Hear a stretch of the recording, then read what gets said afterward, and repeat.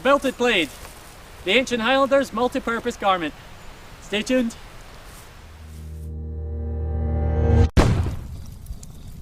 Yippee! So this is the belted plaid, and it's also known as the Great Kilt, and it was the precursor to what's known as the modern day kilt. This was the main clothing of the average Highlander between around 16th century to 18th century. Now the Gaelic name for it is Brechan and Ely, but the word plaid comes from the Gaelic plaidja, which means blanket, and that's exactly what this is. This one is 5 meters long by 1.5 meters wide, but some reported to be even bigger, up to 9 meters long. It's made from 100% wool, and back in the day they wouldn't have had any clan tartans or probably no complex tartan patterns, but this particular plaid was just the most affordable fabric I could find. I put this on by laying the fabric on the ground and folding a series of pleats in the middle, then wrapping it around me and securing the plaid with a leather belt. But this is not the most practical way to put it on if you're out in the woods or if you're sharing your house with your cows like the Highlanders used to do. So the ancient Highlanders probably had some sort of drawstring or belt loops to allow them to take it on and off much easier. So what first interested me about the plaid was how it was so multifunctional. It was their everyday bit of clothing during the day, and it can be changed slightly depending on the weather conditions. And it was also their sleeping blanket at night. So when you first put on your plaid, it looks something like this, which may have been how the women might have worn it. You can then grab a corner, make a wee fold, and tuck it in your belt behind you. Again on the other side, grab the corner, fold it over, and tuck it behind you.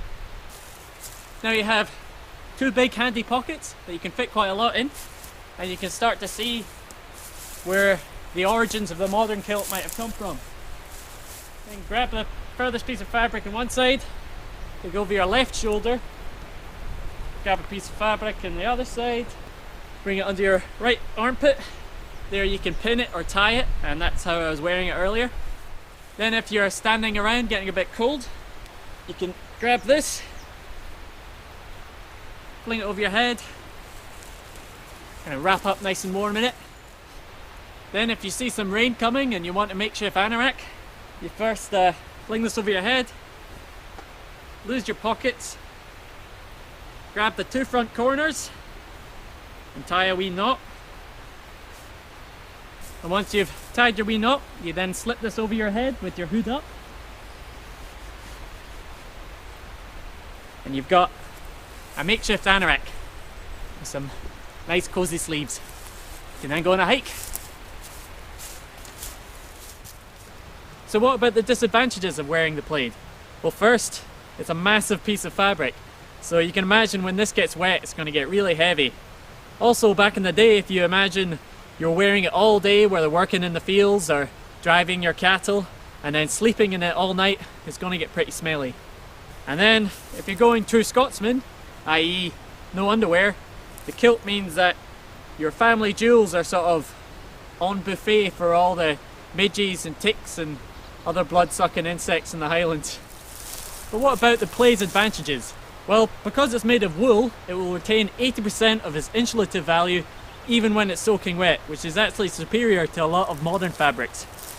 Wool also means it's fire retardant, though it means I can sleep very close to my fire without worrying to burn holes in it.